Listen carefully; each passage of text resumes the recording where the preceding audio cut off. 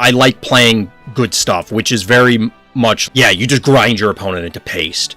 And it's just, you know, you pulverize them. It doesn't lend itself to like, oh, this really tense, suspenseful moment, then, oh, the hero wins. It's like, no, I am the bad guy.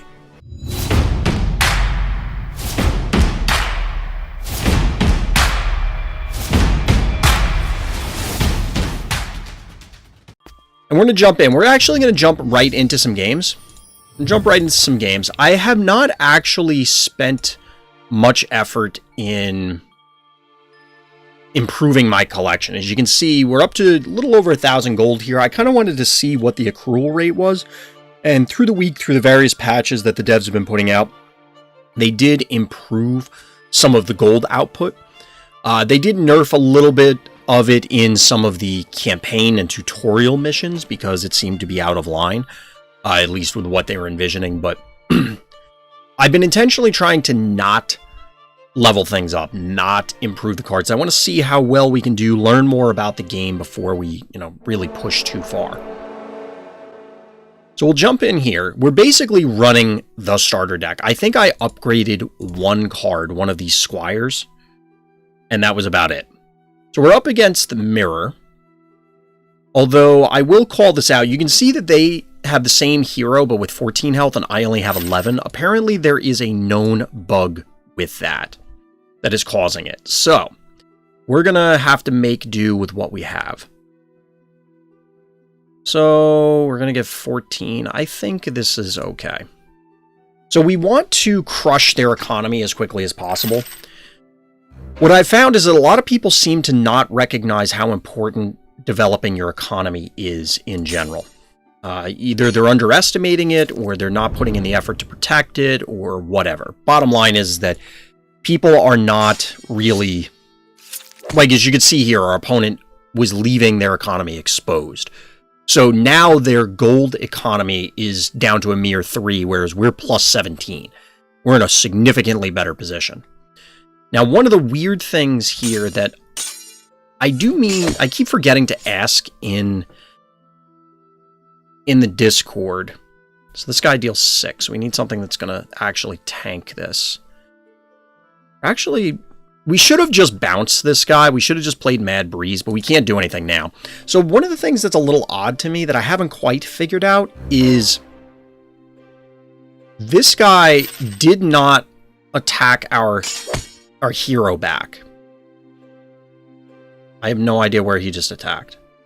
I assume here. Oh no, he attacked here. He attacked here. So I don't know why our hero didn't take counterattack damage and also did not lose any DMP, because that doesn't seem super consistent.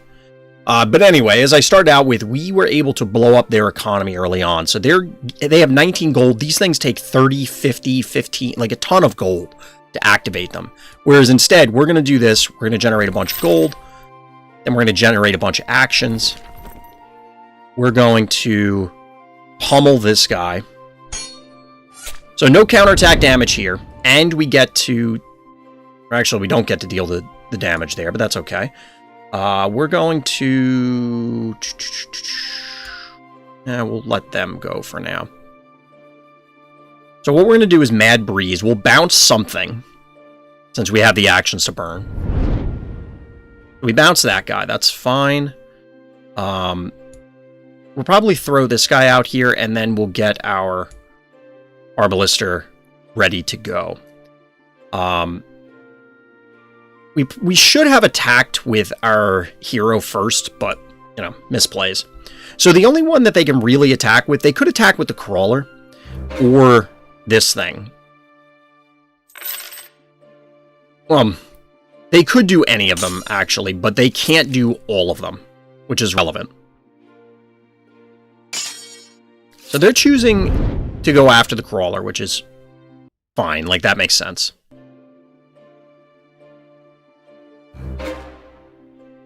The reason it makes sense is because the Crawler can stun their board.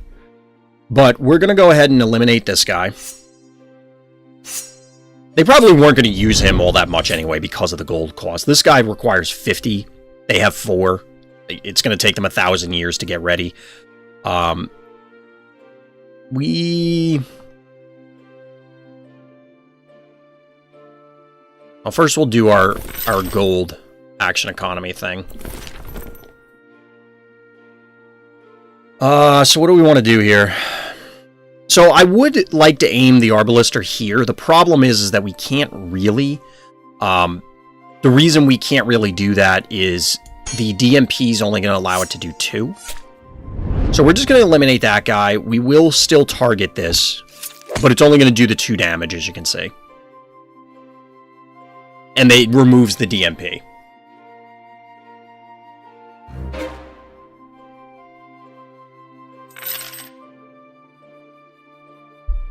So unfortunately our Spiderling decided to expose our Arbalister, but well, they do have the gold, like they could attack this guy. We probably should have targeted him down because he is economy generating. Whereas this guy actually harms their economy. Why they didn't attack there, I don't know. Like, I legitimately don't know why they didn't do that. Alright, so we're going to do this. We'll just take the kill where we can get them. We'll swap the Spiderling. We have actions to burn at this stage. This guy's the cheapest. So we'll hit him for 6. Also means that we can eliminate him now. Which will also clear out... Or it won't quite clear out the Palisade, but almost. Or it will? That should have only done 3 and it had 4 health. I'm not real clear on why that died, to be perfectly honest. But, in the meantime, we're going to replace some of our economy. Which is okay. Like, we have actions, we have gold. We kind of don't need to play anything. And this way we're developing more offense here. So what's supposed to happen is when you attack, this guy does half damage, I think, to the back. Yeah. So he should have only dealt 3, and I'm pretty sure that thing had 4 health. Maybe I'm wrong. Alright, once again, the Spiderlings decide to throw one of our archers in the front row. Not exactly thrilling. These guys are interesting. Like, what we're seeing out of our opponent, I've seen out of a lot of opponents, actually. And it's basically gone the same way, where... Okay, I pop your initial economy generation, and then they're basically out of the game from that point. Like, they have less cards than us. Granted, one of our cards is our economy. You know, there's reasons where we could say that they are still, quote-unquote, in this game. But, realistically, they're in deep trouble. Like, they are in serious trouble. Because we're just never going to allow them to actually have... more offense. He's stunned because we attacked. We're gonna throw one of the squires out here in place of the Spiderling. So that way he stops swapping things to the front. It may not matter at this point, to be perfectly honest.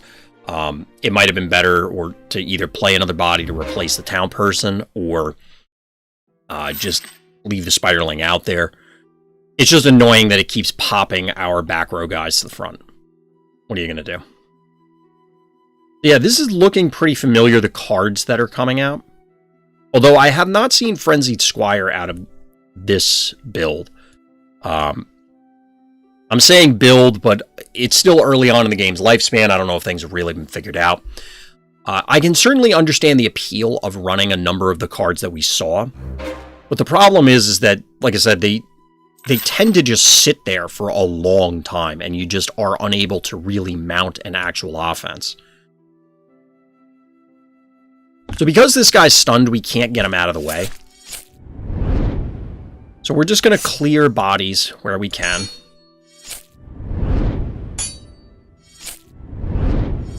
So I'd love to swap this guy to the front. We could trade places here, I guess. No, we can't because he attacked.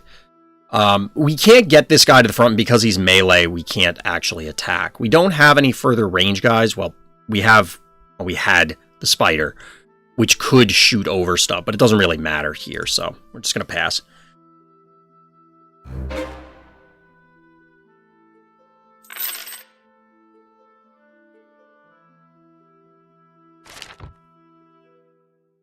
So our opponent realistically here has nothing to do, which is exactly what we saw. They may be able to move this weapon rack. I'm not sure. So our event triggered. It would give us, if we played anything, +2 melee attack, but we're obviously not going to be doing that. It doesn't really matter here. So this will go here because it's the only thing that's going to one-shot it. Well, the range guy would one-shot it, but what we want to do is we'll clear this out. Clear this out. This guy does his 3. Now, we're not going to get the stun here, so there's an argument to do this in the other order. Because it deals 5 damage to anything that hits it. Or when it's attacked, so that's why we're losing things here. We're still going to go after it. They don't have like anything left. So really at this point, we're just trying to do damage. Now this is notable. I didn't know this would happen, that there's an interruption in the multi-attacks. So what happened there is we had attacked and it triggered the when attacked effect on our opponent's hero.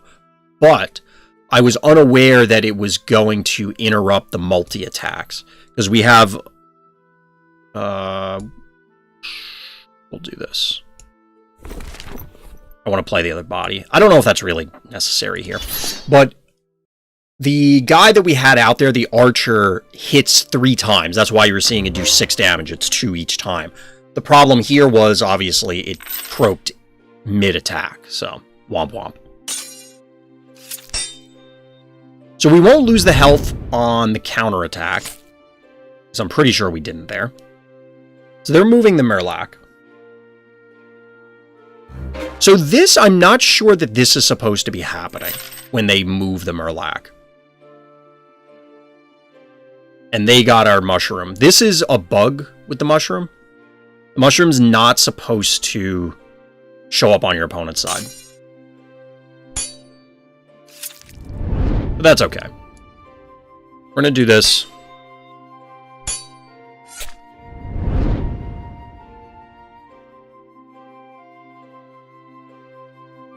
We're actually just going to clear their stuff out. Leave them with basically nothing. And then we don't have to worry about it. So the Firecracker deals 2 and then deals 1 again, so that's why we knew it was going to be 3. I just, honestly, that was kind of for science. I wasn't sure if it was going to allow it to land on the same thing.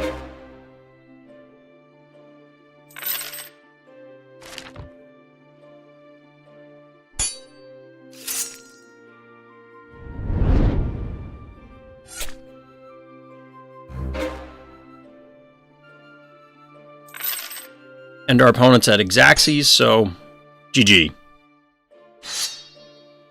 GG. So we do get a W here. Let's see what we get out of our victory loot pack. As I'm clicking on it, like that's the screen to open it. This is the screen to open it. Alright, so we got a servant, some peasant leather gloves. I don't actually know how to use these. But it's notable that it gives something DMP and +1 action. Or will grant us, presumably, an action. I haven't utilized those yet, and I keep forgetting that they're there, to be honest. But let's open some packs. I haven't actually opened any packs. Let's see.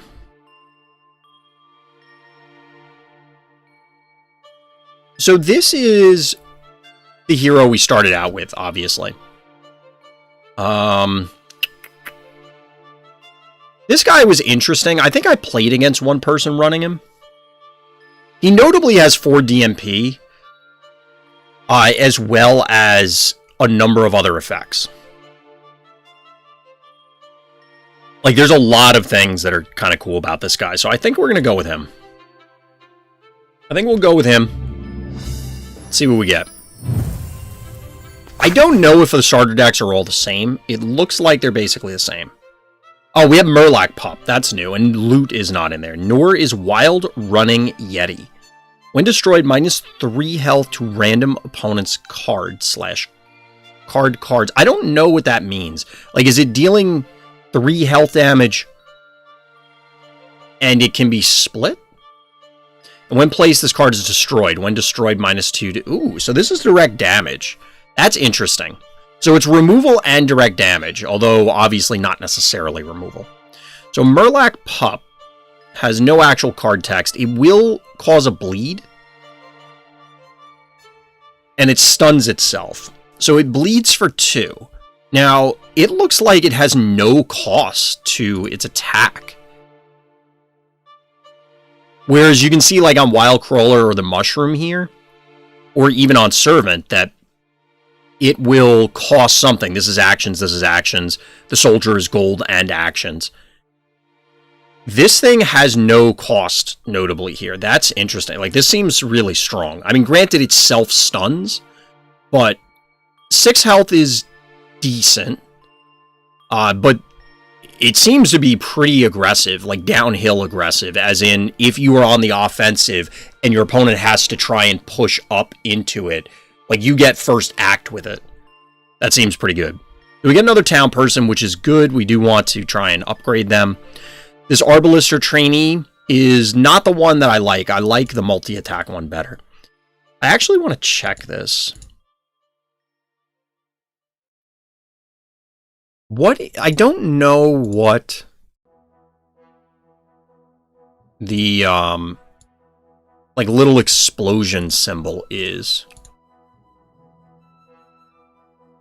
Yeah, so this is incorrect. Repeat should be the, green bullseye crosshairs thing. Or not repeat, yeah. I'm pretty sure repeat should be that symbol, because obviously these two should not have the same thing. Repeat and behind.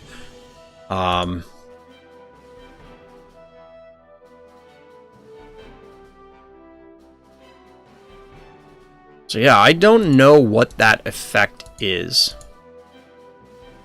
And just to clarify, so we take a peek at Wild Crawler here.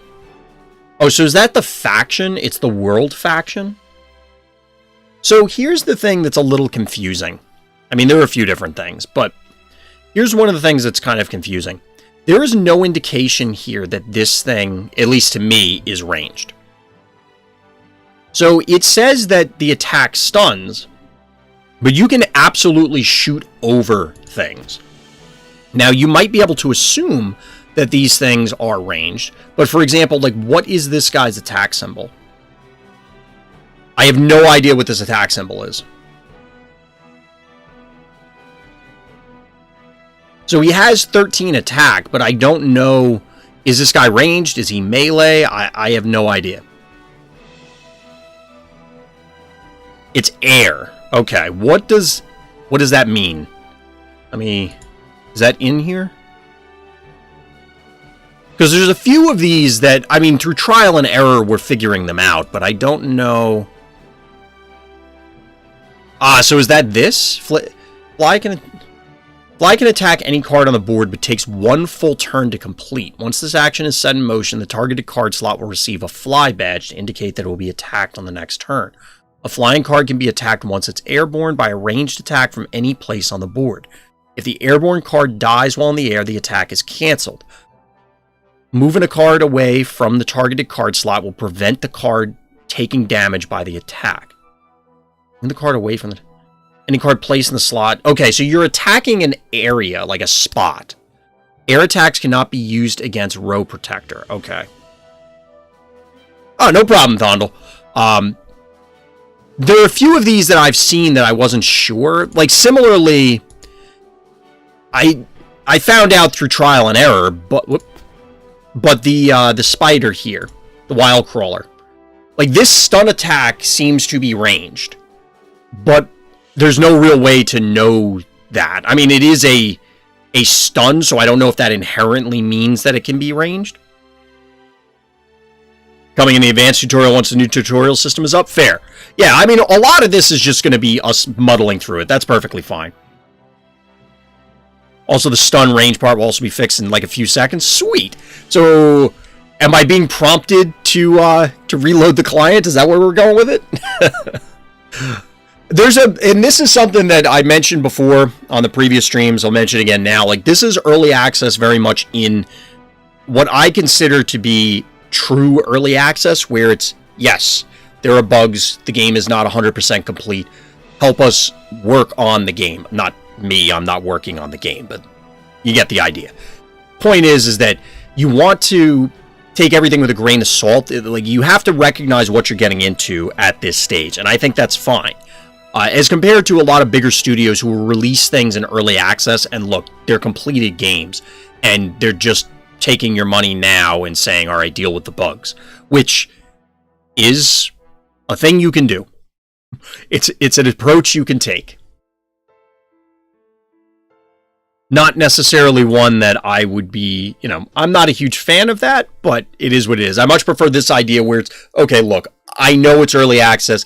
I'm consciously going in and saying, or being aware of the fact that there will be things that I'm going to have to just accept. This is the state it's in currently, but it will be improved over time.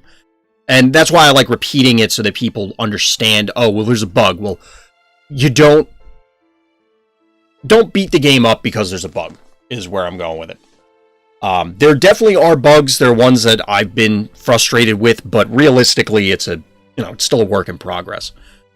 So I wanted to look at Terrible Murloc Tamer, because this actually, in the last game, I think, ran into an issue, or I found an issue. I don't know. So it's getting marked in play, it appears, if it gets moved. And I don't know if that's intended, because I don't remember exactly. I keep clicking on collection instead of this.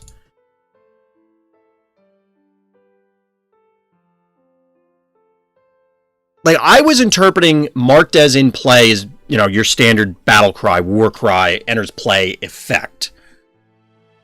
And then it was just a matter of the point in the turn when it was considered in play.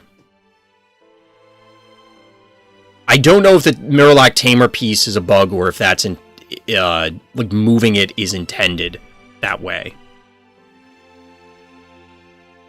But either way, let's I've literally not opened a pack yet. Like a regular pack. We opened the hero pack a minute ago. Let's open a power tier pack for the sake of it.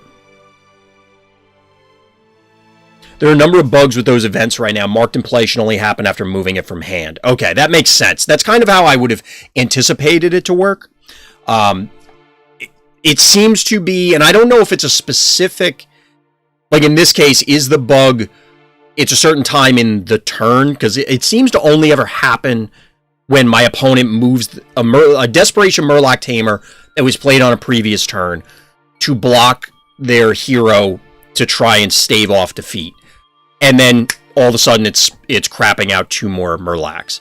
So I don't know if it's specifically related to like all this other stuff that happened, or if it's just, if I did that at any point in the game, it would happen. I haven't tried it myself to replicate. Oh, my board's always been full. But anyway, 10 unlock cards, one of them guaranteed to be a power category and unlocks 1 new card. Okay, so what happens on the regular ones? 8 unlock cards, one of them to be a regular category and unlocks 1 new card. Okay.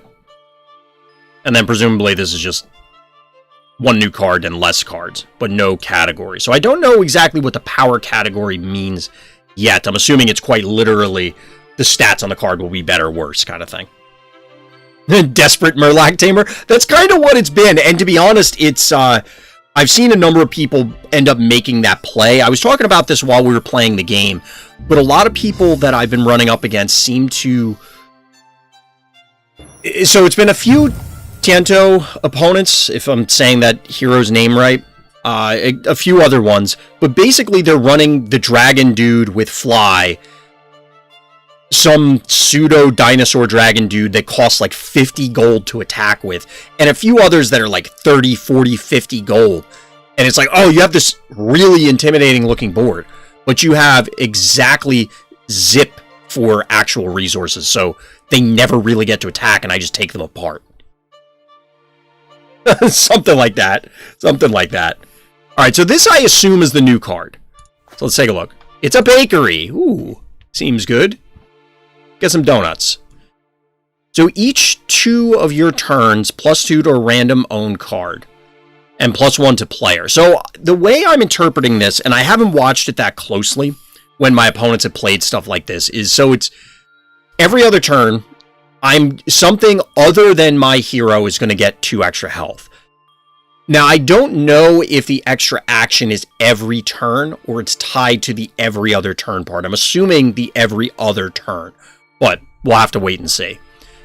I keep forgetting truly to play the guard towers that I always have. I tend to focus more on developing my board and then contesting my opponent's economy, which, as mentioned a moment ago, it just seems like a lot of people don't pay attention to it. Explain the resource management will be improved in the new tutorial, among other things, for that reason. Yeah, I do wonder when I'm playing against people, are they realizing that, and then it's, oh no, I should not have done that. One of those moments where you just go, whoops, yeah, I can't actually play anything. I can absolutely see that being the case. Ooh, we got another Murloc pup, sweet. Yeah, like this is one of the guys, this Dracus soldier, however you say it. Like, this guy looks super intimidating. It's like, it's 9 attack, it gives a bleed, granted, it self-stuns for 2 rounds, but I don't think people are recognizing that it costs 35 gold and 3 actions. That's not just an entire turn's worth of actions. It could be like 2 or 3 turns worth of gold economy, and I think people just aren't recognizing that. I've had many of those oh no moments. I pigeonholed myself in my one loss, but realistically, I was losing that game anyway. I forget who I was playing against. It's somebody who's in the Discord, and they just outclassed me on the cards. Like, the stuff they had were, like, it was level 5s to 7s, and I'm running with the starter deck. I've been intentionally trying to do the starter deck. I was saving gold for packs as I want to open them on stream.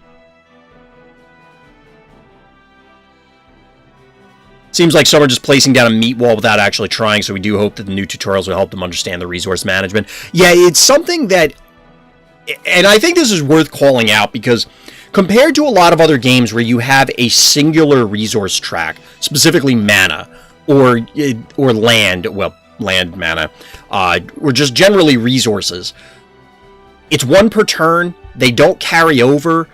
It's, again, a singular resource. You're dealing with 2 that also carry over turn to turn, and I think people are not recognizing that when you go to build your deck, or even map out your plays tactically in the game, you really need to be cognizant of, well, how many times am I actually going to be able to play this? Will this actually be able to attack on the follow-up turn? That's why I've actually had a lot of success, for example, with Squire. As a result of Town Person, which I'm not running this version. I have a different, I guess it's a higher level version? I don't know. But I'm trading my gold for actions, and even with a low gold count, the Squires typically don't require that much gold, so they're able to get in and just punch stuff. And it's able to push where I might not have been able to otherwise, because I'm saving actions here, or so that way I can funnel it into things like my ranged guys or my other big attackers. And I think I'm just tempoing people out through my economy management rather than quality of cards or even greater strategic play. I'm not saying I'm better than anyone in this game, definitely not yet, but I think a lot of people absolutely are whiffing on the fact that this is closer to playing RTS games, your Warcrafts, your Starcrafts, than it is to playing insert other digital card game. And I think that's good. I like that that is here. It's one of the things that's drawn me to Dragon Evo, but it's something that I think people really need to get accustomed to. And I'm looking forward to, like, as I'm exploring these ideas and figuring all this stuff out, I'd love to write some stuff up, do some videos, try and break down how this stuff is explained, or how the appropriate way to explain to people this is what you need to be worried about when you're either building your deck, when you're playing, so that people aren't going in, you know, completely cold. It's tough if you're coming from other games and just trying to apply, okay, well, I understand tempo, and I understand a mana curve, and I understand card advantage, because I played other games, so I'm just going to get in there. And it's like, oh, well, there's now this other track of stuff that you have to manage more closely. Now, that's not to knock other games or put Dragon Evo on a pedestal, but the fact of the matter is that it is different. And I don't know that everybody's grokking that the first time that they're getting in. But I also don't think I've seen that many players, even ourselves, juggling the resource game that well. It is challenging. The closest I think I've come is utilizing Town Person and Servant, so that way it's just, I have this engine in the back. The problem is if you don't have something with actual DMP up front, and again, because my opponents have kind of played into it, as far as like, if they have whatever the ability is called to let you hit a guy and then pierce through to the back row, they're not attacking my economy. Even if they had the opportunity. There are times where I've absolutely played stuff and I go, oh man, I should not have done that. That was a huge blunder because they are going to get through and kill my townsperson. And then they just don't. Hey, Sportive, what's good? How you doing? I'm not, because there are a few cards that are like this. Even ones within my collection existing already. Like, I'll show you. For example, where is... So these are all the squires we have. Now, you can see... Oh, I thought I upgraded one of these. I guess not. But you can see on here that some of them will hit the back row. Some of them won't. Some of them are 4 attack. Some of them are 3. I don't quite know what determines why they... Because I thought it was tied to level, but that doesn't seem to actually be the case. And I think I have the wrong ones in the deck. The action names aren't showing up on the cards? You mean the, like the modifiers on the attacks?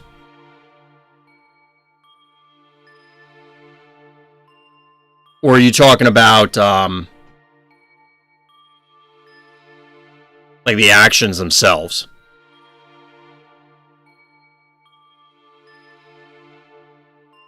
Oh, I know what you're talking about, because I saw those in the tutorial before. So, yes, these used to have, this isn't a great example, but it would be like Squire Frontal Assault. I'm just making something up, but it would have a name for what the attack did. So, I'm assuming that's what you're talking about. Gotcha. Yeah, I do remember seeing that before. I did, because these were it, because I remember that, like, the different Arbalisters and the different, it was like Archer tryouts and stuff like that. Full Frontal Assault, exactly. Wait, what is this one? Also affects cards in the same, oh yeah. So this stuns everything? Oh, this stuns itself. Okay, I was gonna say, like, if this hit the whole row and stunned it, that would be pretty bonkers. That seems like it would be ridiculous. But yeah, that at least explains why they're a little bit different here. So I guess the question is are they... So here's Squire 1, here's Squire number 2, right? We have our 6 health 1, we have our 5 health 1. I guess there's a 5 health 3 attack 1 here. Assuming that these are 3 different things, like 3 different subtitles, 3 different sub-names, whatever. Are they independent evolution paths as I upgrade them? Or do they, like, this one that I'm highlighting is a lower level version of this one? That makes sense. Each card has 3 to 4 variations. Gotcha. Yeah, that's kind of what I was seeing before. I haven't seen too many, like, just because people are still accruing collections. There hasn't been, like, a huge variety of unique cards so far. Understandably, people are starting out their starter deck, picking up packs here and there, that sort of thing. But, let's see. So I haven't actually built a deck yet.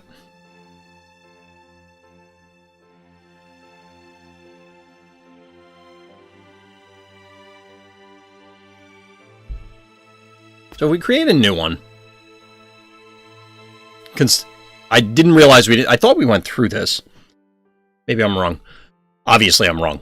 The deck builder. Every deck you play with consists of 1 hero card and up to 15 other cards from the same faction or the world faction. In the beginning, you'll probably only have 1 hero card, so double-click the hero card you see to add it to the deck, or double-click it, or click it once, then click Add to Deck. The hero card you pick decides from which faction you get to pick cards. Got it. Alright, so... do we want him? So he's self-damaged by 4 when he attacks. I feel like he needs life leech or something. I don't think we're going to start with this. I mean, we tend to not really attack with our hero anyway, just by the way games are playing out so far. Alright, so this... Wait, does this guy stun? Ooh, this is pretty cool. We didn't have this version before. So this guy's pretty cool. He costs an extra gold and does less attack. But having a stun would be kind of cool. But we absolutely want this guy. He's served us well. We'll put in these squires. How many copies can we have?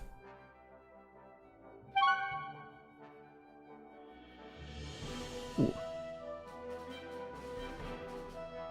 I don't think we want that many copies. But Arbalister, we want to... Let's see.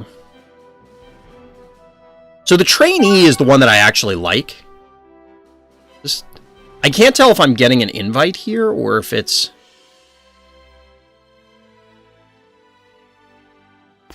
Because it kept just coming up, so I don't know if that was an invite or if that was... It was just telling me a bunch of times. So I really like the Arbalisters. I don't know that we necessarily need 3. We need more economy. So here's the town person. What do you do differently? Nothing, it looks like. So this is the one I've been running.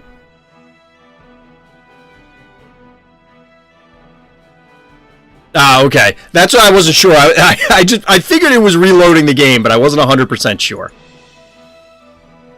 Alright, so I think we want to run this. I want to try this out. The Faerun Thief. We definitely want to run at least one servant. Probably this one. This one has less health. We want one of the servants so that we can generate gold. This one has the most health. It has most health and is going to generate the most gold. We wanted to try out Murloc pups. I actually really like Mad Breeze.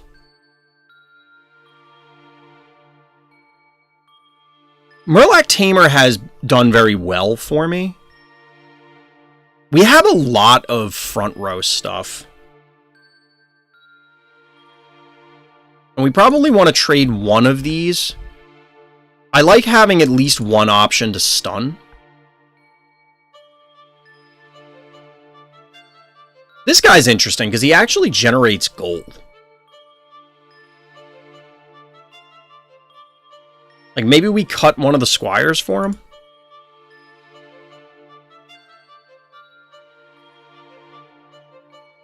And just, I kind of just want to try some of this stuff out. See how it feels.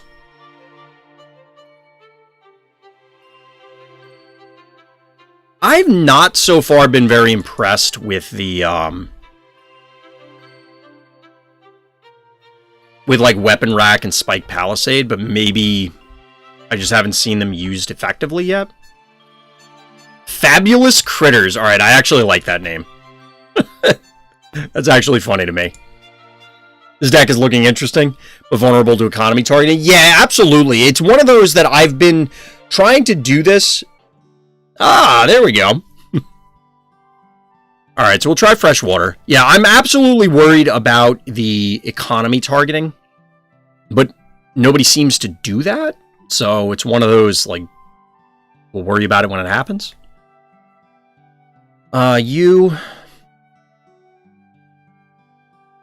You, and...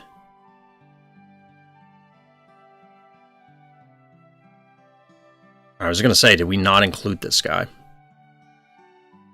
We're ready up.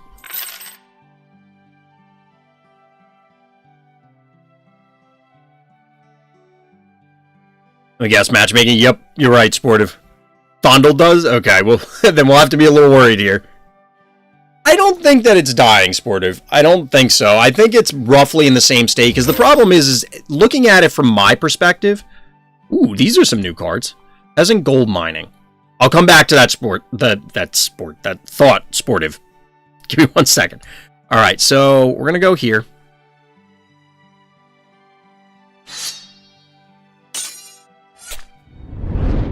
Obviously target our opponent's economy as well. Wait, did that thing have a... Okay, so it did have DMP.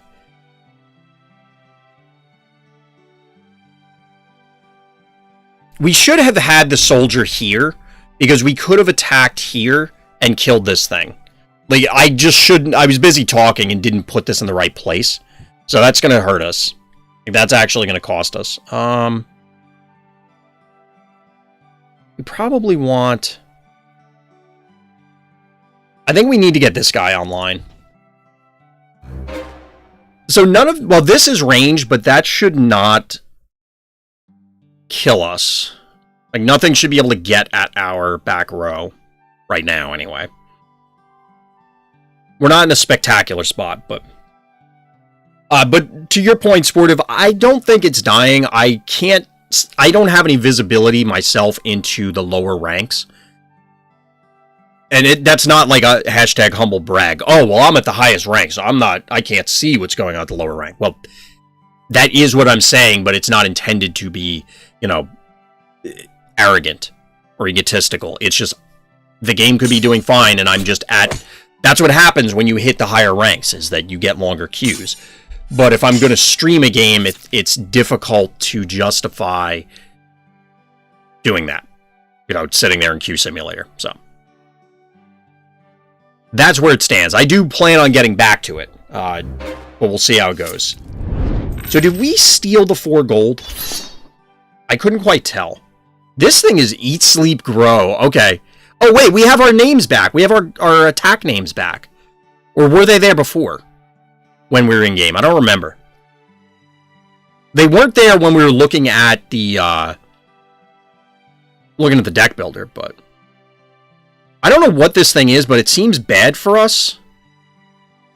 Damage self, but when does the damage... It must happen after the attack.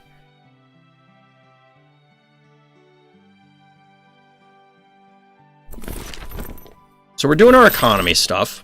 Why aren't you attacking? Please attack? There we go. So that should hit here. DMP prevents... This had DMP? I didn't see it on there. I must be blind. So we're playing the pups. They get buffed by fresh water here, so we definitely want to get some melee stuff into play. They self-stun, so I don't want to go too far overboard with them. And then we want to set up a ranged guy. Probably this one.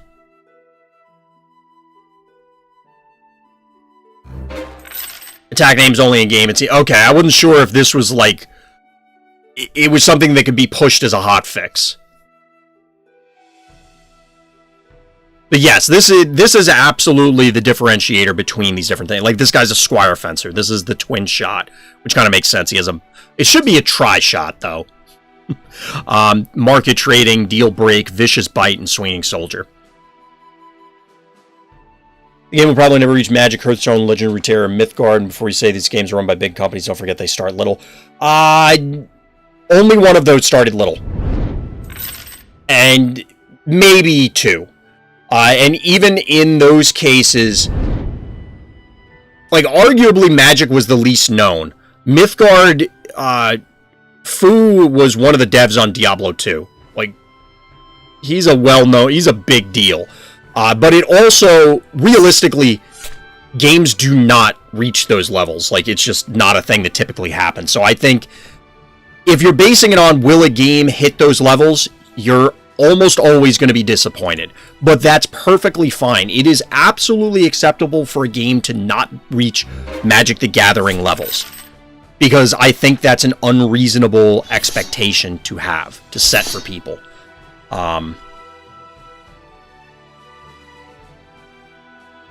Part of me wants to kill that guy. We do this here. Do this here.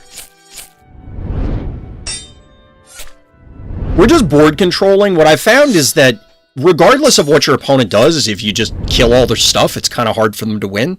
I know, we're in, like, Jack-handy deep thoughts territory. But the simple way to win is make sure your opponent doesn't have any cards.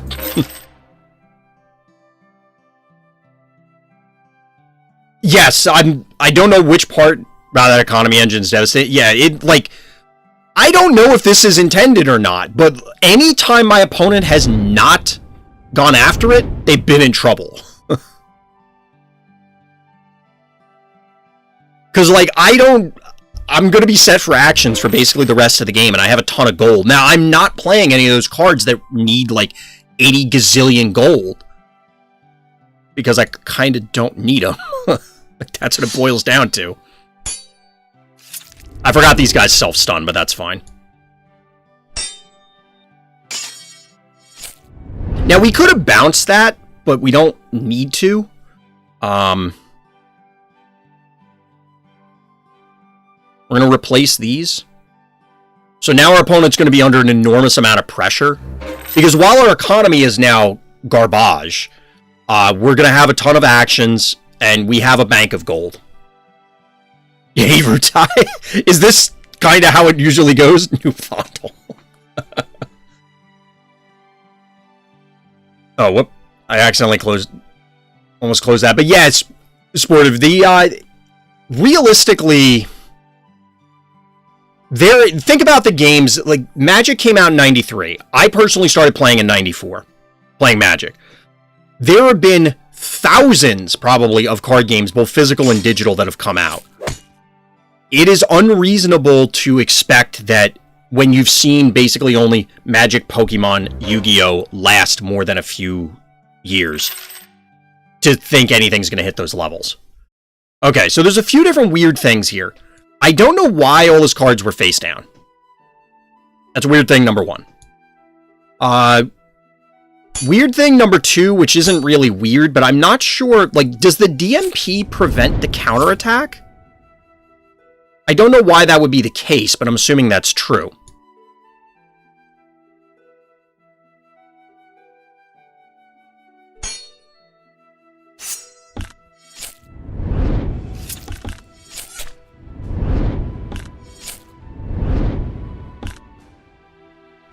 We're just clearing the board.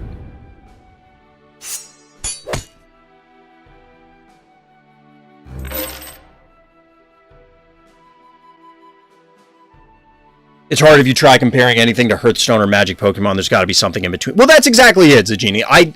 There is absolutely room to play other games and have other games exist in the space. It is a challenge in general for... It's challenging for this reason. Card games are inherently going to be problematic from a time as well as fiscal investment perspective. Like, if you played a card game, you know this song and dance. They're expensive, and they take a time investment. But, and I've seen, like, the CCG history account on Twitter, which talks about, as you'd imagine, card game history, and posts like, well, this month, so many years ago, this game and this set came out. GG, Thondle. They talk about all this stuff, and one of the comments was, they felt that people should get away from the idea that card games are a lifestyle product, where it's, I'm married to Magic the Gathering, I'm married to Pokemon, I'm married to Yu-Gi-Oh!, and I don't play any other games. Because there's so many cool ideas like Dragon Evo, where there are fun things that are different from the norm. I understand when people feel that they run into challenges being unable to do that for one reason or another. GG goes to bed. That's fair. Like, I can understand that, but it's... And there are people who are just counterculture and don't want to play Magic or whatever the popular games are because they don't want to do the popular thing. But I really do feel that the smaller games, like, I do not feel Magic is a good game by modern standards. It's just not. It was fine back in the day. Yu-Gi-Oh! Has its own issues. Pokemon, I do really enjoy, but again, you could level complaints at it. Every game has its pluses and minuses. And realistically, because of the lifestyle nature, it is just not reasonable to expect that a person or that any game is going to be able to garner the base. Because think about it, if somebody just starts playing, they know Magic, and they're going to go, oh, well, if I'm like playing in real life physically. You go into a card store, and they're going to say, oh, you have card games? Great. What games do you have? Well, we have Magic, this, and that. Well, what do you run events for? What do people play? And it's basically going to be a list of Magic events. And digitally, you run into similar things. The advantage digitally is that I can sit here, whether I'm streaming or, I'm on my lunch break, I'm doing whatever, and I could just go, you know what? I feel like playing some Dragon Evo, and I'm going to load it up. And because it's worldwide, you can just queue up, and you just get a game. And you can just play some fun games. It doesn't have to be this, and especially because of the release model. It's not really the word I'm looking for, but this game is not free to play, so it allows you to come at it from a different angle. Now, I mentioned this before and elsewhere, that I am a little weirded out and a little concerned about the card leveling aspect, but since this is still early access, there's still a chance that things are we don't know exactly what the finished product is going to look like. But to go back to your point earlier, Sportive, yeah, unfortunately, most card games, like, I joke about this, and I know I posted this in chat before, but, like, that list is not even remotely comprehensive. And there are probably games not on that list that are behind me, either in boxes there, in my attic, or in the closet that's next to me. I played an enormous amount of games, and I have way too much cardboard. And there's still way more that I want to try. I mean, there are ones I don't have on my desk right now because I started actually cleaning up my desk, God forbid. Like, I've been recently buying, like, off of eBay when they're cheap, like starter decks of games that I can't find the rule books online. Because I love just learning about the different ideas that card games and card game developers have. Because there really are so many unique, even just minor tweaks to existing models, existing play patterns, existing deck construction, existing combat rules, existing resource rules, whatever. Just have this minor knob turned. Like this one lever gets flipped, can enormously change the landscape of a given game. And that's why I love the digital formats, because it's easy for me. Well, I don't have to have boxes and boxes of cardboard and binders and pages and sleeves and all the ancillary crap. All I need is a slightly bigger hard drive. But you can play all this stuff and jump between games and experience things like Dragon Evo, where it's, okay, well, I've really been into tactical games recently. Like, I've streamed Urtuk. Well, like I said, that's not even... Like, I'll tell you right now, and we joked about this because Madafaka came into stream before. Card games that I have currently installed and have loaded up and played within the last week. And I'm just looking at my desktop right now. So, count Storybook Brawl, that's kind of whatever. 1, 2, 3, 4, 5, 6, 7, 8, 9... Mini Masters doesn't count. 10, 11, 12. 12, unless I'm missing an icon there somewhere. 12 that I'm playing at the moment, Dragon Evo being one of them. Obviously, I'm not playing them all as in-depth as I might for other games.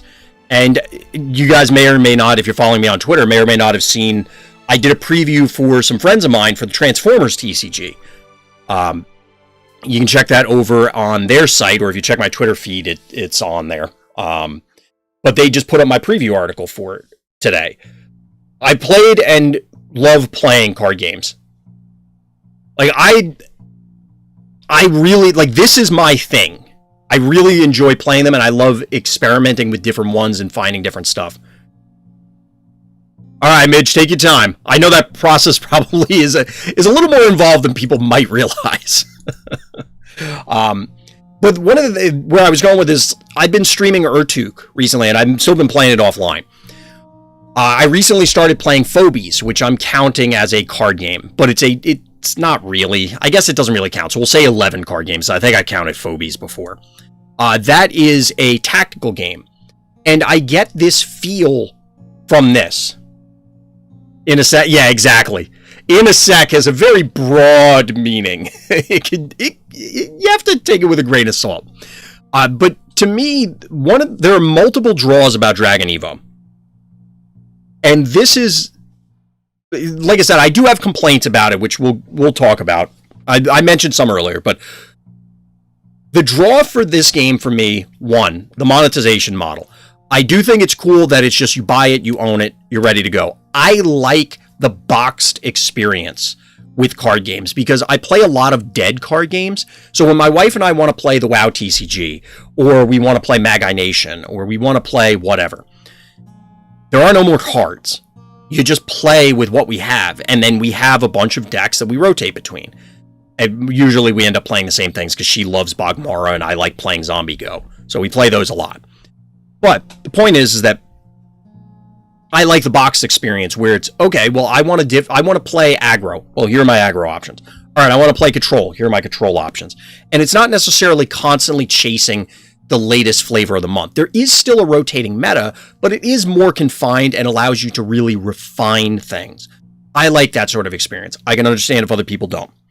So that's selling point number one for me. Number two, I really like the tactical aspect. Now, it may turn out that the in-game economy, the balancing of actions and gold, ends up boiling down to not too dissimilar than just your general mana curve. It's like, okay, well, your first few actions must be in this vein, your middle game actions need to be in this way, and then your late game is, okay, I'm going for the kill, or whatever it ends up being. That hasn't been established yet, as far as I can tell. I'm trying to get to that, because in general, card games, the idea is you don't want to be making a lot of decisions. If you want to win games, the goal is to minimize the number of decisions, therefore minimizing mistakes, and optimizing all your plays. That's what I'm trying to go for. But I do like the tactical aspect, and one of the coolest things about this game is that you start with your whole deck in your hand. There's no variance. There's no rolling dice. There's no two-hit properties. There's no, oh, there's an X% chance you'll miss or you'll never see this particular card. You just have them, and you play the game, and voila, there's the experience. And I think that's really cool. Now, it does, on the flip side, potentially present the problem of too much determinism, which we've talked about in the context of other games. What do I mean by that? Well, if Deck A beats Deck B, in other games with variance, there's a chance that Deck B beats Deck A, or a superior pilot with Deck B beats Deck A. But it's entirely possible when it's super deterministic that this is just beats this because of the way the cards line up, unless you just egregiously blow it, and that could be a problem. I don't know if that's going to be true here, but it is a general thing to keep an eye on, because you can set up an exact script of, on turn 1 I'm doing this, and on turn 2 I'm doing this, and on turn 3 I'm doing this. Obviously, your opponent can throw a wrench in the plans, but because you can play and map out your plays in that particular sort of pattern, I could see a lot of games going that route. It remains to be seen, but we'll see. The other major thing, like I mentioned earlier, is the card leveling. It kind of ties back to it, so let's take Squire, for example. So we have some of these Squires in our deck, right? So let's upgrade this guy. This guy is a 5-4 or 4-5 for 3 gold. This guy's now going to be a 6-5 for 3 gold. It is just strictly better. And that's the part that concerns me. Long term, as people get into the game, experienced players will just end up having better cards, like just straight up better. And at a certain point, there'll be a break point where it's like, it doesn't matter how much better you play than me. If we have the same cards, mine are just better than yours. And that's a negative if you're a new player coming in. Now, the devs have mentioned that they're going to be keeping an eye on it. This system is obviously still in flux, but that's one of the things that I would be concerned about. I don't know how much of a concern it is. I expect them to put in enough time, and right now it seems like, yeah, you can absolutely I've been playing a starter deck. You guys have seen, I've been playing a starter deck offline, basically unmodified. And by basically, I mean, I am pretty sure I've made no changes. I can't recall any, but, and it's been doing absolutely fine. But as people learn the game strategically, I assume that will change. We'll see. The determinism is something we want to avoid with the fact that there are a limited number of cards and you have an entire deck available counter from the start. Now, one of the things that is interesting is because of the in-game economy, it is entirely possible, and actually another game made me realize this for Dragon Evo, is that I wonder if it's entirely possible you just straight up will not be able to use all of your cards in a given game, either because of just a esoteric tempo situation, or is it just you straight up won't have enough, like there won't be enough actions in the game that you can generate for you to attack with all your stuff once, or something like that. I wonder if that'll be a limiting factor so that you have to choose between, okay, this time I'm playing this guy versus this time I'm playing this guy. Also, the card leveling does let you improve a bad card if you see it's getting hammered, and because of the limited number of cards in a deck, it means you're unlikely to be able to counter all plays if you manage to give enough variety in the cards. True. I mean, a lot of those sort of things, I would have to see how it plays out, because on paper that sounds fine, but it could, just like I was talking about earlier, it could go multiple different ways. So for example, let's say card A does whatever, but card B beats it, and you need card C to counter card B, and then it's just kind of a circle. Well, if you just straight up lose to one of those due to the rock, paper, scissors, and you can't include it in your deck, that's also a frustrating experience. So it kind of depends. Hard to stay in the combo and type on the phone. Agree on paper versus yeah, exactly. Like, and that's why I isn't that just describing rock, paper, scissors? Exactly, Atona. Exactly. And that's the thing, is that I think hyper-deterministic games like this can lead to those scenarios.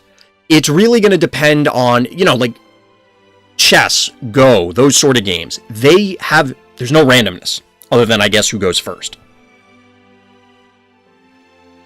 There's no variance. But it's still an extreme expression of skill. A better player will clobber a weaker player virtually 100% of the time. The better player in that game, like whoever plays better in that game, will win. Obviously, a weaker player could beat a better player if, they have a good day, kind of thing. But it isn't just, oh, well, I just didn't draw my removal, you killed me as aggro. Or, oh, you drew all of your removal, I can't do anything as aggro.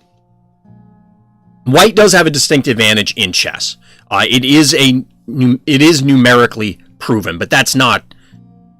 I don't think that's variance in this sort of sense. I get where you're going with it, Atona. Because if we're saying a coin flip to determine who goes first or something is variance, here, compared to a card game, is the comparison we're making. That's why when I mention chess, I usually bring up Go as well, because my understanding, and I'm not a Go person, but my understanding is that it's both way more complex, strategic, and is much more balanced from going first, going second perspective. We hope the resource juggling events, item cards, and buildings will have enough variety to not be a strict rock, paper, scissors experience, like enough different play options to not be able to cover for all of them in one deck. Right. That, I mean, like we were saying earlier, it's all going to come down to how it actually manifests. Because I think most games, and I emphasize most, because it is absolutely true that some games just don't give a damn. Either they love and embrace the variance, or they don't care that it's a hard and fast rock, paper, scissors. That's a you problem, player.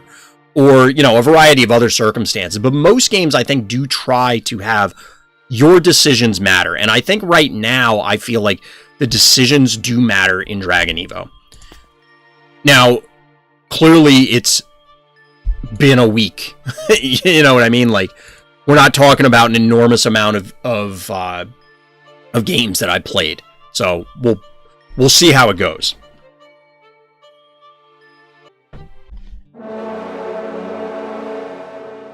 Alright, let's see. Jumping into another game. Oh, we're rank 7 now. So I haven't unlocked any other events yet. This is one of the variance-laden, I guess, things. These will be randomly selected from your pool of event cards. I only happen to have 2, so that's why I keep getting the same ones. Where's our... So one thing think would be cool is if this were flatter. So that I can more easily see the cards and select them. Where's my... Or if I had any clue, like, what order these are in.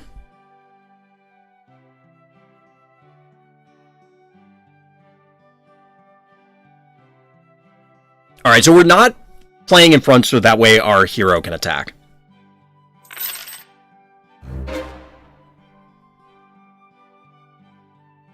That's one thing I do kind of miss about WoW. The variance existed. Some cards like Adam and Hezriana gave you so much control and decision-making points that actually felt like you could outplay your opponent. Yeah, every decision in the WoW TCG felt as though it mattered.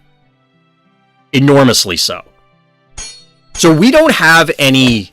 Like, there's no cost to our hero attacking. And as we've seen, for whatever reason, the attacks back on the hero here, I guess because of the DMP... make it not matter. I don't know if that's actually the case. We're going to leave that. We're going to advance some dudes. That's the wrong archer. We're going to get this archer online.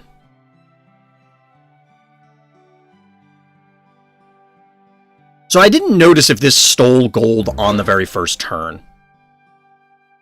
And drew a lot of cards, the variance didn't feel that bad. Absolutely. I mean, you can make the argument that it felt, when the variance did hit, it felt worse as a result, because it's just like, oh my god, there was nothing I could do, because then it's just, like, the absence of it makes it feel worse, but I mean, we've talked about it before. I love, the WoW TCG is still far and away my favorite card game all time. I really feel like that was the perfect game, barring the changes they made later in the game's life cycle. So we're going to off this guy. We'll beat up their economy. We're going to do this here because we'll have the Pierce attack to clear out the Palisades without having to take the damage, because Palisades, when you attack, it will deal damage to you. And then we'll remove their Howler Recruit here. No, we won't, because it has DMP. Ugh, didn't think about that. Didn't think about that. Otherwise, we would have hit this thing. Whoops. Mistakes were made. Where's our... Oh, we don't have fireworks in this deck. So this thing does cost 50 gold. There's an argument that we didn't need to do anything. They are also -1 gold on this, which is kind of funny. We're going to get some extra action so I can keep advancing our board. We messed up on that one, but, I mean, mistakes were made. The Row Protector protects your hero from attack backs. Yeah, that's one thing that I must have missed or forgotten when I went through the tutorial, that it prevents counterattacks, which I've kind of surmised as we've gone through. It's definitely interesting, and I need to push more with my hero early on since you're protected. Part of me expects, and I don't think this is a necessary change to make, but part of me would expect that, like, you'd lose a DMP when you do that. Like, it blocks the counterattack, but it chews up a DMP. That obviously is not the case, but, alright, so we'll ranged attack here. That lets us do this, which will also kill the Howler Recruit. So our Freshwater is going to do nothing, but we kind of don't care. This guy has poison. And he's... Wait, does he stun? He self-stuns. We could attack this guy, but I kind of don't care. Like, they won't even have the... Well, they'll have the gold for this. They actually will have the gold, because this guy generates gold himself. What we could do... is this. So, they'll end up stunning our guy, which is obnoxious, and they're going to stun this guy too. Or actually, they won't, because this will actually get through. We should have probably done it the other way. So they get the Spiderlings, a little annoying, but we've crippled their gold economy, so they can't even attack with this guy now. What asset kit does this game use? I've seen those buildings in other games. I'm not sure.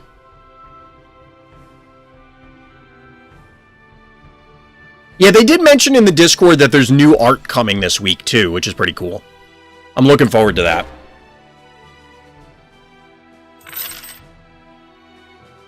Alright, so this has DMP, but we don't really care, because we're going to clobber it with the Swinging Soldier.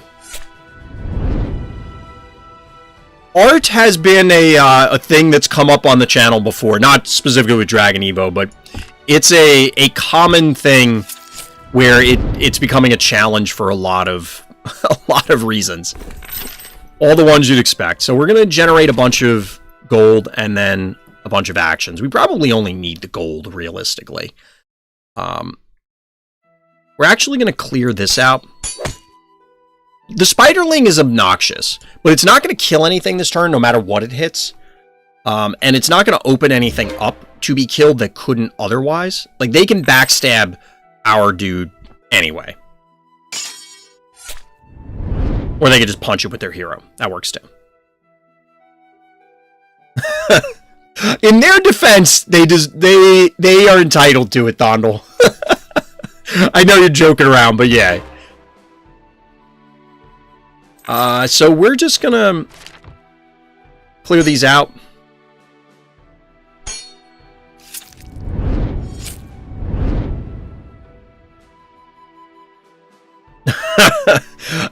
That's not the abbreviation, Doc, and we're not having that discussion. I do have, once I finish this game, I'll have a funny, maybe it may only be funny to me, I don't know. We'll have a mini rant. We'll have a mini rant. So we're going to keep this guy online. We're going to replace our townfolk and get our offense up and running. Almost all faction cards are original arts. The game, so are the game backgrounds. 30% world card art. Rough guesstimate is original. Rest. Okay, cool. That's pretty cool. That's cool to know. I do like the art. One thing that I wish that was available is to, like, right-click on these and zoom in, so I could actually see the art. Because realistically, we're looking at. No, stop. Deselect. There we go. We are obscuring the art here by virtue of some of these things that are here, which is fine, but it would be nice if it didn't. You know what I mean? All right, we're going to do this. We're going to do this. We actually should have done this in a different order, but that's okay.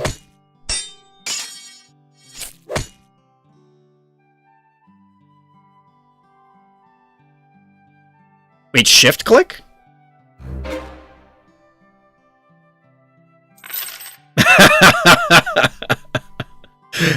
Yeah, exactly, Zagini. That's why he's doing that just to get a reaction. He's just trolling. He's just trolling.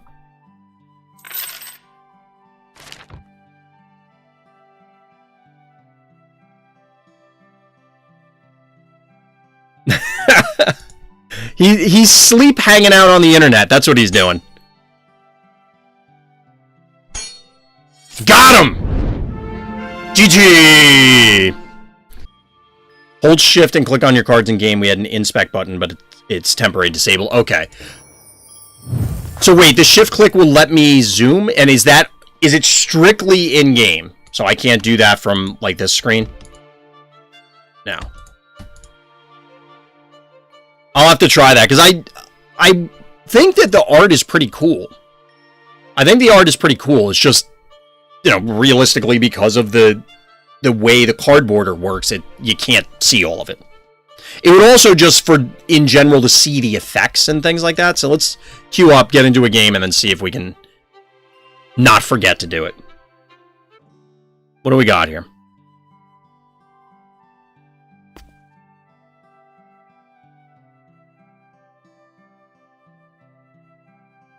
Oh, it absolutely is, Zagini. I'm with you there. Alright, so this is Leap. So this is the Fly one. And that. Okay, so where are my... We want this guy. We want our Peasant. We're probably going to start with you.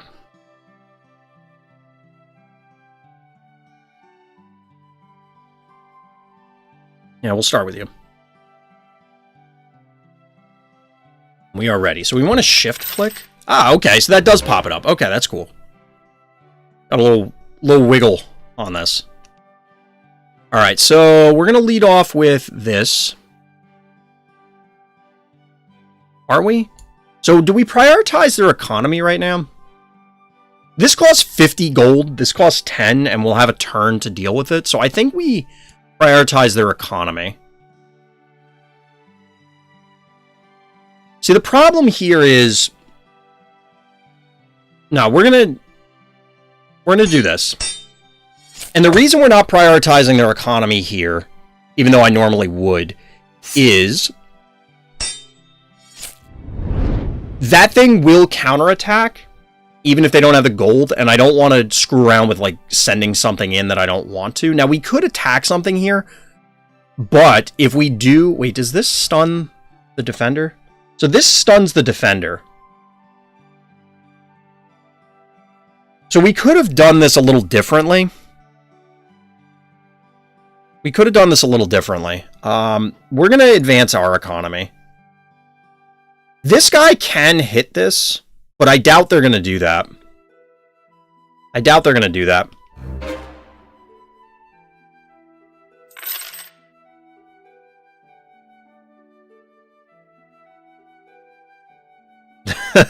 I did ask the wife, Doc, whether, like, can she hear me if I yell from the basement? And she's like, yes. Yes. I'm like, all right, I'll have to be a little more cautious. Okay, so this... So this is airborne. But where are you landing? Because I thought it was going to put a marker on where it was going to attack. It seems to be putting a marker on itself. That's also true, Zagini. They will always hear you. Alright, we're going to do our economy thing. We don't have any range, guys, so we can't do anything about this anyway.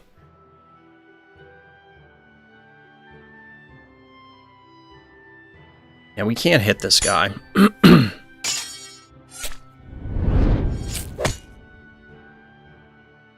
Which means we'll eliminate this.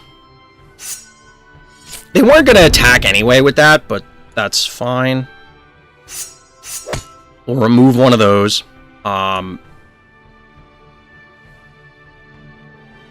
We can actually Mad Breeze this back to their hand, which is kind of lol. Like, that's gotta... I don't know if it's going to maintain the airborne, though. I assume it won't. I presume it won't, but I don't know for sure.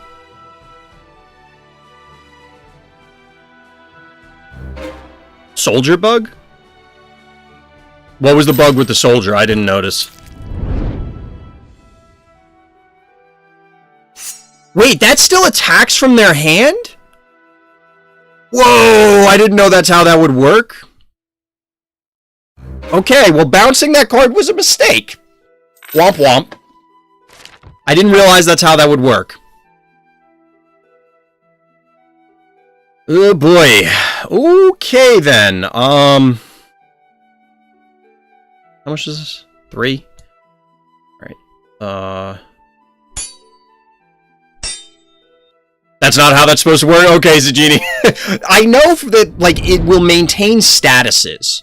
Because we were talking about that on the last stream where one of my things was stunned, it got bounced, and it maintained the stun, so I couldn't play it. If that's not how this is supposed to behave now, well, found a bug. Which, like we were saying before, everybody, like, this is early access. So, grain of salt and all that. Where's our other range, dude?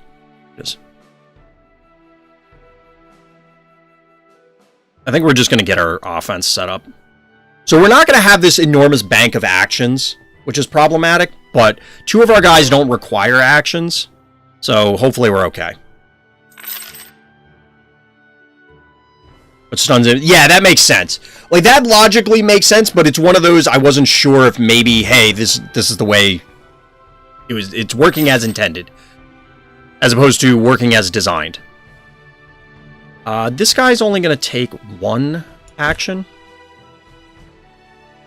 as opposed to the 2 here.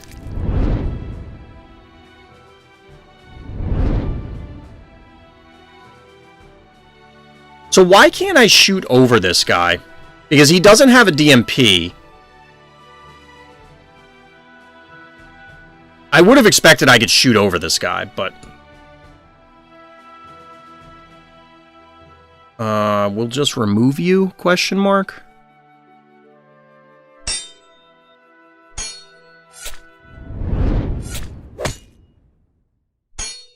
And we'll get the win anyway? GG.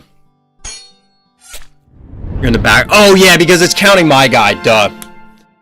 Yep. There's something about that that always messes with my brain. There's something about that that I constantly forget that. Yeah, that makes sense. That makes sense. That's how range is supposed to work. But I'm telling you, it's one of those things that I just have to... It'll get drilled into my brain eventually. It's just not there yet. Alright, let's see what we got. Campaign is puzzle scenario. Yes, gotcha. That's what I figured.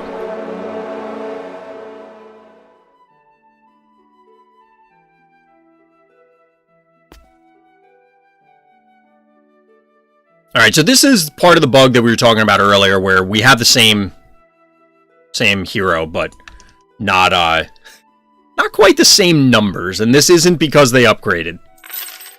Alright, so they're exposing a range guy in the front row, which is interesting. We are going to... Where's our dude? So they do seem to be in the same order every time. Like, this guy has been over here every time, I think. But our opponent's exposing a range guy, which is interesting. I'm also curious what determines who goes first, because it feels like I've gone first a lot.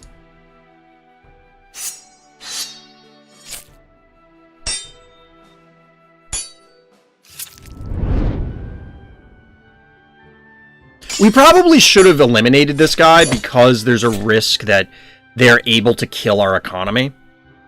We're kind of taking a chance here. We also could have just bounced one of their guys. I'm tempted to do that right now. But I think we're going to advance our economy instead.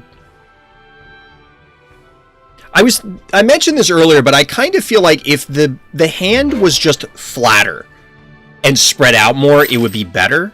This seems like dead space down here to the left and right. Now, maybe the UI will change over time. Oh, this guy, the Lancer, is one of the things I was thinking of earlier, where it costs 40 gold to use. Like, it's an enormous amount of gold. This guy costs 35. So they didn't even attack. Because they wanted to advance their board, presumably. Alright, so we'll get some gold. We'll get some actions.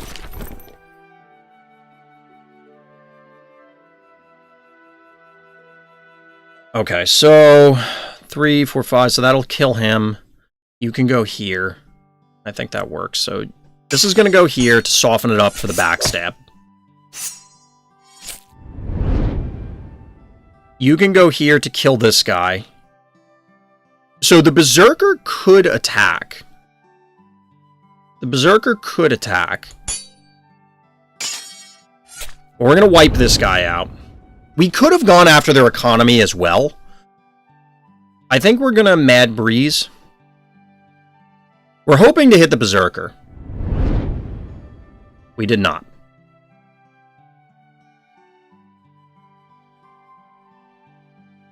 They already have enough gold to attack with this guy, so we're probably just going to advance our board and go with that. So we need... probably want the range guy.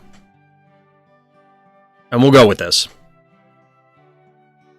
The way the hand is laid out is weird because nobody would hold their cards like that with the middle being the top and the cards fanned out in both directions from there. True, but I think the way most people would hold cards, so I'm trying to think, like, if I'm holding it, it's probably like curved down. Like either I'm holding in my right hand, it's curved down this way, or left hand and curved down this way. In which case, like, that would be unreasonable from a presentation standpoint. I don't know what our opponent's doing. Like, legit have no idea, unless they're saving up for this guy, which would be a concern.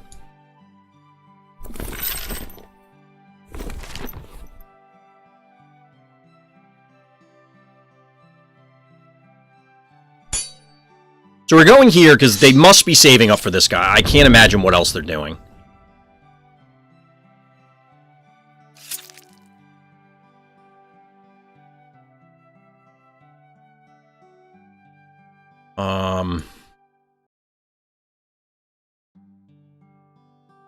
We could...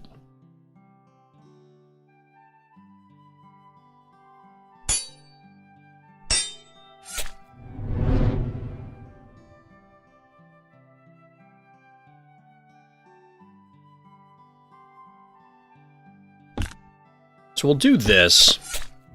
So I'm not sure how this works. I don't know. We're doing this for science. If this damages this, and it stuns, does it stun first, or will they get to counterattack? They do not. Okay. So that's relevant because the damage doesn't come back. They will lose this on their turn, so they will still be able to attack. They're not going to have enough gold, though. The only thing they can get in with is the Berserker Mace.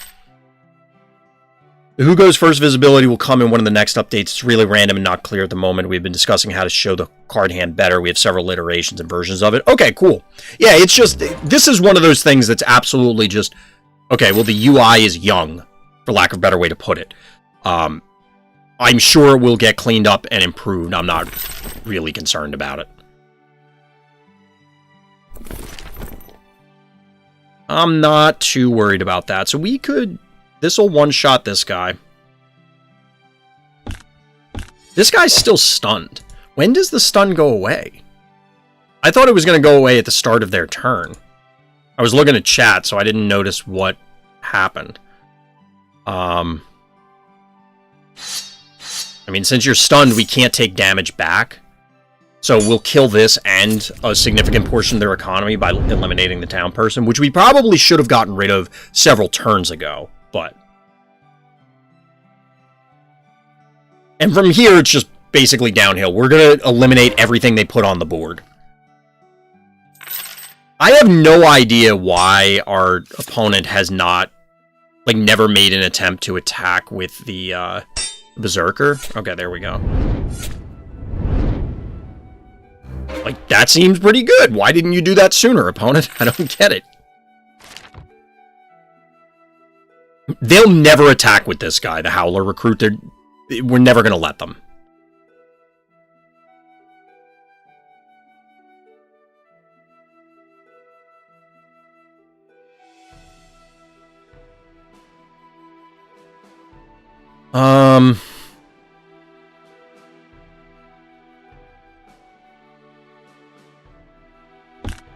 We're going to do this.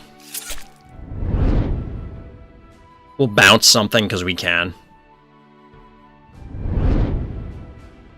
I had a feeling that was going to be the case.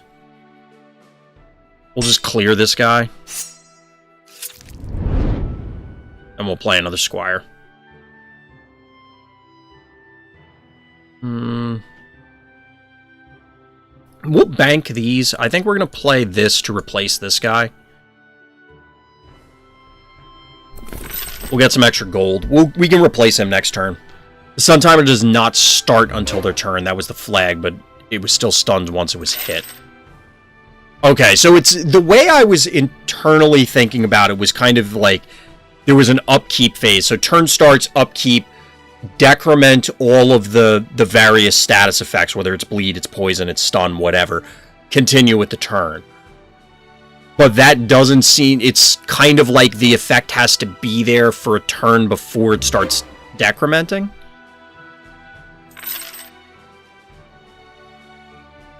I have bad news for you, friend.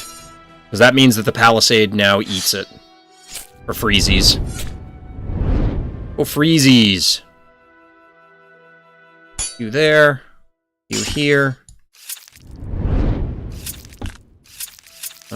You here. I was gonna say, come on.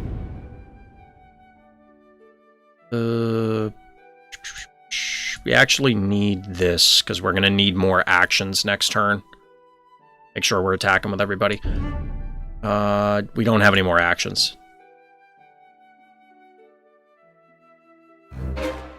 If you must decrement, please do so in the bathroom. Yes! It would be a little unfortunate otherwise. Be a little weird otherwise. Be a little gross.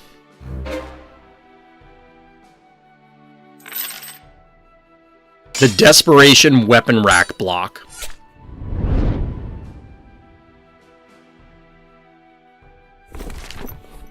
But it's not quite gonna cut it. I'm sorry to say. We will get there. It's gonna take some doing because they're gonna, you know, chop up our board in the process. But, I mean, we could have had this on the board and prevented some of this, but realistically, who cares? Like, they have no cards left. I don't think they can do this. I'm gonna go out on a limb.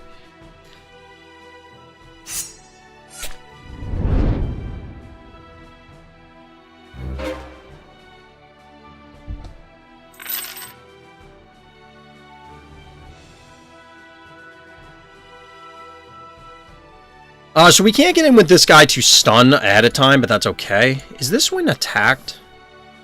Yeah, so no matter what. So this is going to be 3, 6... Yeah, we're...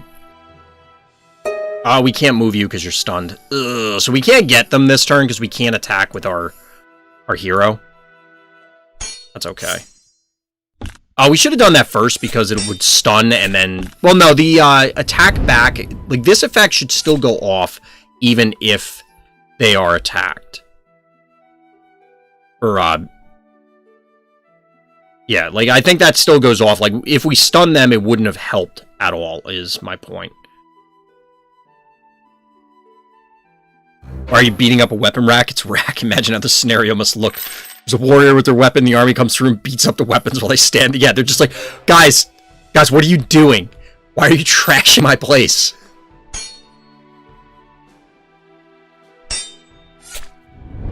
GG, got him. We got him. Because we could go and calculate, okay, this is what the gold gain per day is. Assume, you know, obviously within the confines of however many games you're playing.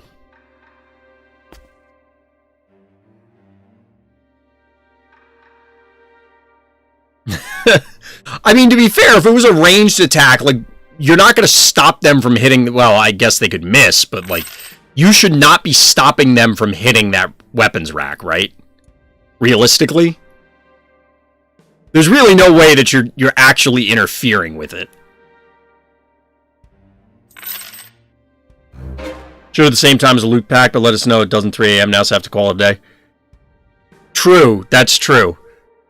And yes, if it's 3 AM, get some rest, man. I appreciate you guys hanging out, but, like, don't kill yourselves over hanging out in stream. I feel like we gotta kill the... Like, this is a level 3. We're just gonna kill their economy.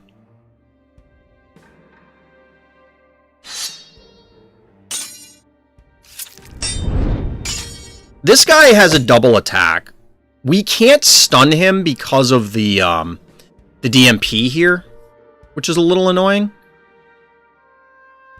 Like, that's actually kind of unfortunate.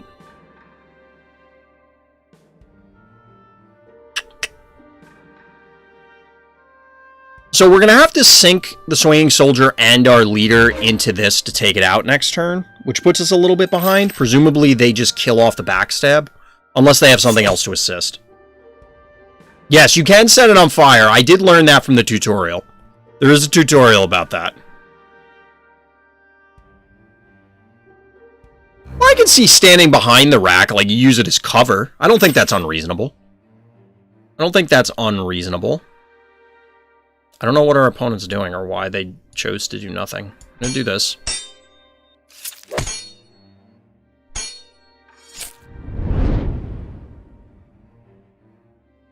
So once again, we're in the position where we don't... we won't be able to get at anything because... Wow, this attacks 4 times. Because of the DMP.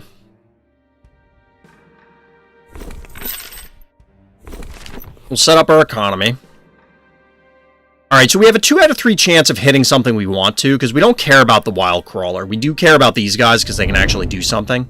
And that's the ideal one, because that one... well, maybe not, because this can hit our Market Trader.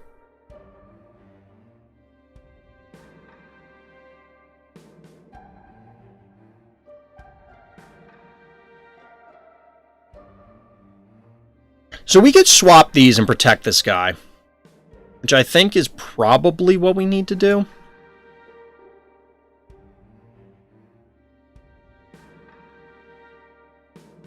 We need to keep these two guys alive, I think. They're only going to be at 18 gold. So if they do this, it basically ends their turn. They're going to have a ton of actions built up.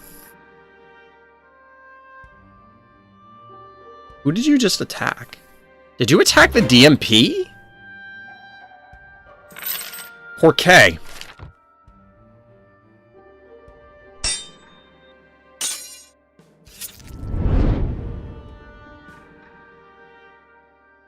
So this guy's stunned for like 85 million turns.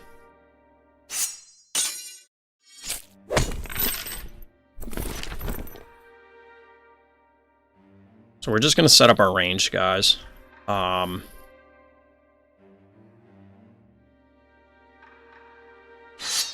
just eliminate him. We might as well. We could have let him bleed out because of the Scorpion.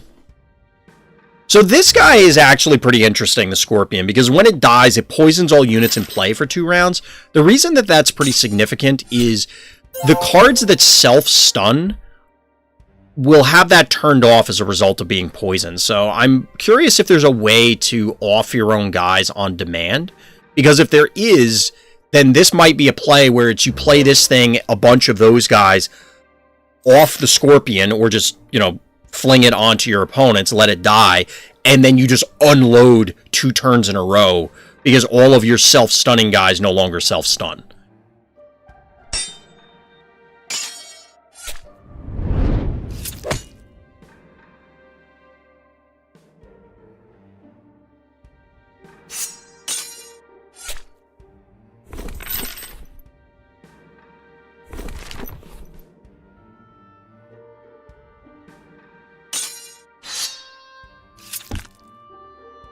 Arguably, I should have left this guy in play, because he actually eats part of their economy. But this way, I don't even have to worry about it. That would be a valid tactic. I always, like, that seems like a very card gamey thing, you know what I mean? I don't know if that's actually feasible, but that was honestly the first thing that came to mind when I saw this guy.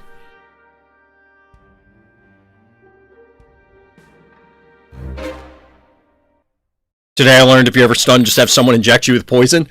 I don't know that I would recommend that generally, but I'm not a doctor. Like, I could see some flaws in this plan. Let's put it that way. There are possible pitfalls.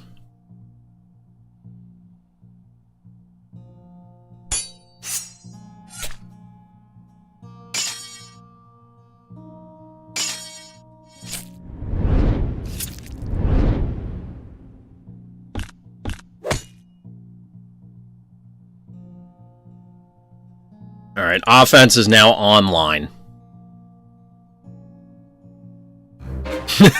Yeah, somebody mentioned that, Thondel. I wouldn't listen to them either. I don't think he's that kind of doctor, Atona. He'll have to let us know. I don't think he's that kind of doctor.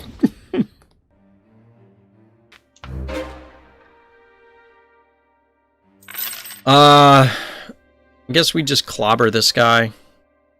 Doesn't really matter. I guess we'll just do this. Do this. We do this. Oh, I forgot about this guy coming out. That's fine. We'll still get rid of him. I have to imagine our opponent is not very pleased at the moment. I would imagine they're not very happy about the circumstances as they stand at the moment.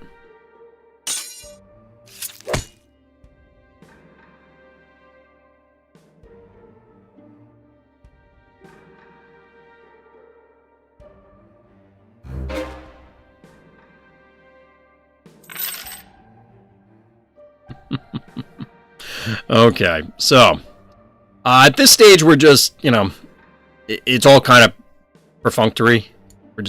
We just have things that have to get accomplished.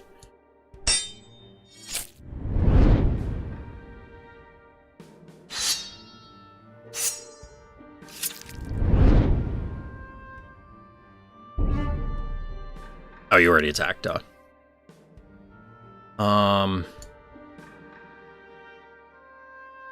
I guess we'll do this. So the annoying thing here is I think there's a bug with this guy, like we were talking about earlier, where if they move this, I think it gets marked as in play again, and therefore they'll spawn more Murlocs. But either our opponent was generous enough to not do that, or they aren't aware of that.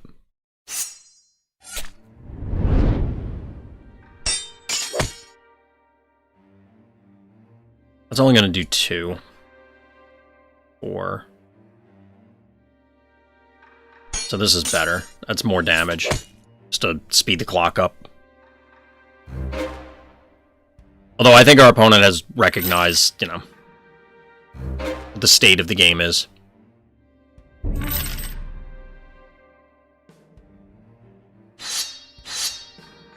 And we get him. Another W. Another W in the books. Alright, so we want to see, like, is the gold showing up here? Okay, so we are getting gold here. I just missed it when we were looking at it before. Because, like I said, I'm usually looking at chat as I'm clicking through the menu.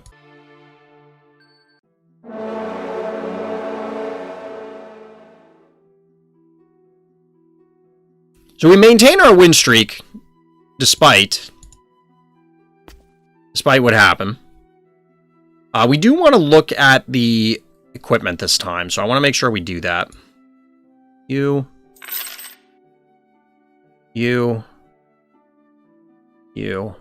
Ready. So I haven't been playing the structures. We haven't really had the opportunity to, but there are potions here. There's that. So, oh, so the equipment must have to, like, actually go in your deck, I guess, then. That is 15. Huh.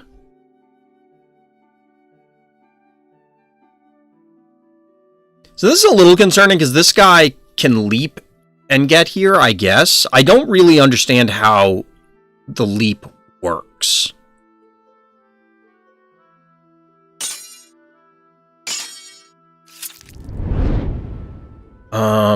You...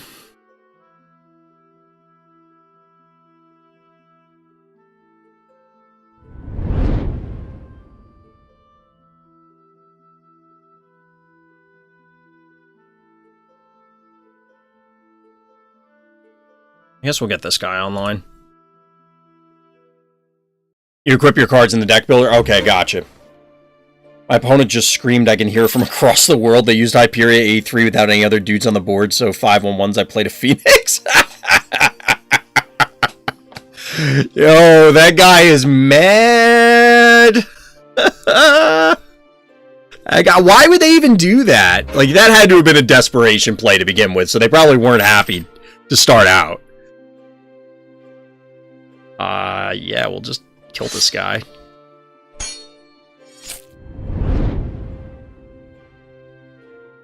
That guy is definitely upset.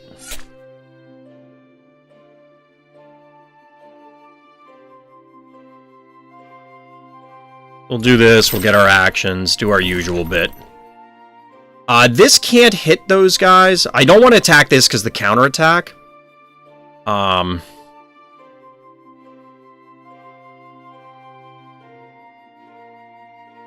Where's our good areas? That's our better squire. So we'll just attack this guy. We're gonna want to take him down anyway, so we'll do that for now. One of those I almost feel bad about this. Gotcha. Would having an escalating gold generation on subsequent passes help? Make an action called a tax collection or something. Pass your turn, collect Y gold, where Y is the number of turns you pass in a row. I think that would do weird things, potentially. So what if you... I mean, you'd be giving up a lot of tempo, potentially. But, like, what if you skip the first few turns, would that be problematic? I don't know that it would be now, but it could be.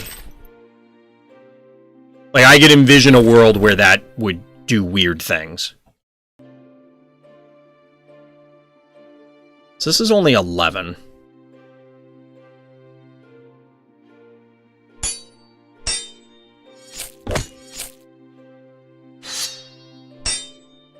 Well, we will take this thing down. Kind of feel like the Squire's better. I don't know. We're going to play one of these. It does get extra attack because of the fresh water, so, I mean, that's something. Like, what if your opening play is just a pass 3 turns? You'd have collected 6 gold just playing economy cards that have done that while potentially allowing you to have attacked also. True, and that's the thing. I don't think it's possible now. It really would just depend on the numbers, realistically. And I'm sure there are numbers you could pin it at, but what... in the late game, what does that solve? Because even under... we're saying the circumstances that you end up, like, getting locked out of the game somehow. And that is possibly true. But you could also end up in a scenario where you just have no... that was weird. Like, you have no way to do anything because of counterattacks. So, like, I attack into your guy, they trade, and then we're left with an empty board. And then it's just heroes punching each other, I guess. But if that were the case, then at least you're ending the game. Like, you can still attack with your hero. Someone will win that exchange. So it would have to be board-locked scenario. So I guess it does solve it. Hey, Luminar, what's good? I just had to, like, talk that one out. I don't know what the other scenarios other than board locking yourself in that way are. Like, maybe there are other ones that wouldn't address. I don't know. Ooh, this one looks cool. Spinning knives, 3 double attack. I mean, the stun is really cute, but...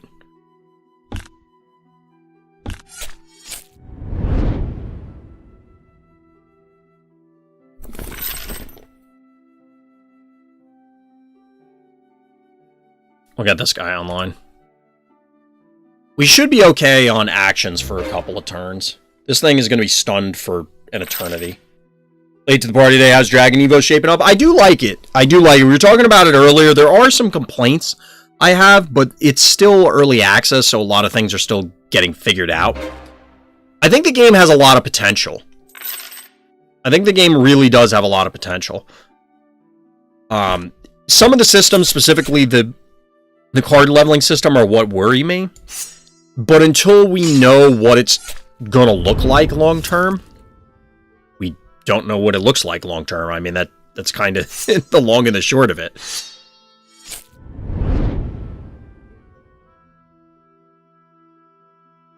And until that's clarified, it could be anything. It could even be a boat. There are obviously bugs that are in here, but like we were talking about earlier, it's an EA game. Like, it's early access. There's going to be bugs. It's okay. They're fixing them. All heroes should be able to attack, so you should always be able to end the game. But as you saw in your last game, both go negative gold per turn, and heroes block. That would be potential end block. Okay. So it is that stalemate scenario or potential stalemate scenario that you both fill your board, essentially, or manipulate it in such a way that you can't get through. In which case, Atona's suggestion possibly could get you out of it. It's just going to take X number of turns to accrue the amount of resources that you need.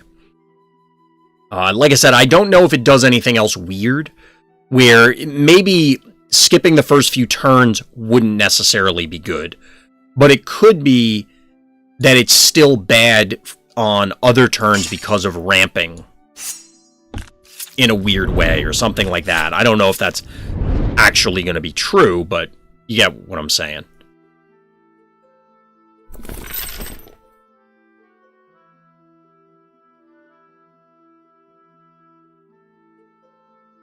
We're just going to remove this stupid thing. This card is kind of annoying. Obviously because of the crawler.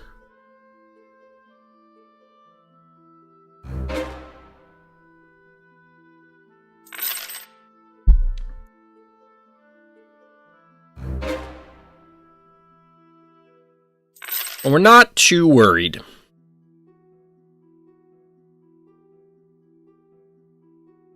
Alright, so you can go here. You go here. Just because this will go through and hit there and remove a DMP. The DMP removal is really the main thing, to be honest. So that these guys will actually get through for the full amount of damage. But our opponent has no cards left. They have no board. Barring a bug like last game, we should be good. Oh, they're attacking us.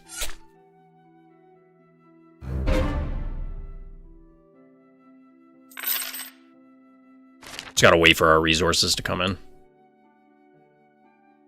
There we go. Yes, that would be a solution, but would then have to trigger after X rounds before starting to ramp the gold per turn. We'll look into that once we have fixed, you know, all the other bugs. That's fair, Thonal. Yeah, it's a scenario that, ooh, we completed our other quest. There's a cool 300 gold. Oh, so we complete... This must also be bugged, because it's still showing 17 out of 25. And season player is what we just got, so... It's also possible that it's, say, both heroes are at 3 health, both heroes attack for 2. But the hero that attacks first would take counterattack, damaging, making them die to their opponent's attack. Does it mean you create a stalemate where the player that attacks first loses, so nobody would ever choose to attack? Yes. I had to think about what you were saying there for a second. That is true. I don't think I've seen any heroes that are to attack, but I presume that either there will be some at some point intentionally, or there will be ones that, you know, there's a debuff applied to you, and that's as a result. We've seen cards that will debuff attack, namely the Berserker, so it's entirely possible that like that scenario could happen. But I appreciate everybody for coming out tonight. So as always, everybody, thank you for listening, thank you for watching, and Black Lives Matter.